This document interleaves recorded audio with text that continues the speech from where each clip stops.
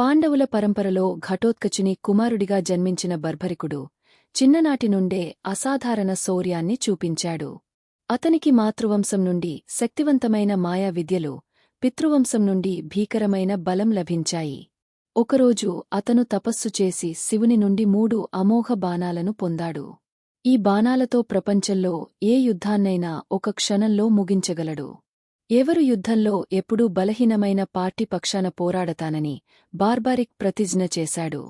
పాండవులు, కౌరవుల మధ్య మహాభారత యుద్ధం మొదలుకాబోతున్న సమయంలో బర్భరికుడు తన బాణాలు, శక్తితో పాండవులకు మద్దతివ్వడానికి వచ్చాడు. అతనిని చూసి శ్రీకృష్ణుడు అతని శక్తిని పరీక్షించాలనుకున్నాడు. శ్రీకృష్ణుడు అతని ముందు 3 ఆకులను నేలపై ఉంచాడు. ఒకటి తన చేతిలో ఉంచి మరొకటి కాళ్ల క్రింద పెట్టాడు. బర్భరికుడు ఒకే బాణాన్ని విడిచాడు. ఆ బాణం 3 ఆకులన్నింటినీ తాకేందుకు ప్రయత్నించింది. చేతిలో ఉన్న ఆకుని, కింద ఉన్న ఆకుని, చివరకు కృష్ణుడి తొడని చీల్చి చేతిలో ఉన్న ఆకుని తాకింది. శక్తిమంతుడైన బర్భరికుడు యుద్ధంలో భాగమైతే ధర్మపక్షానికి విజయం కష్టమేనని కృష్ణుడు గ్రహించాడు.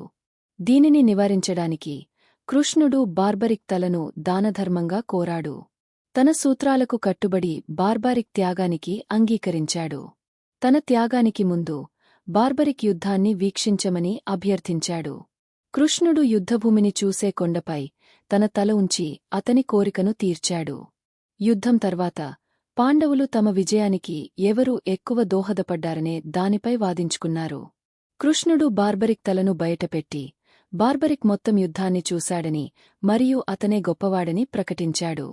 ఈ తల సాక్షిగా మారింది. అందుకే అతన్ని సాక్షి బలివాడు అంటారు.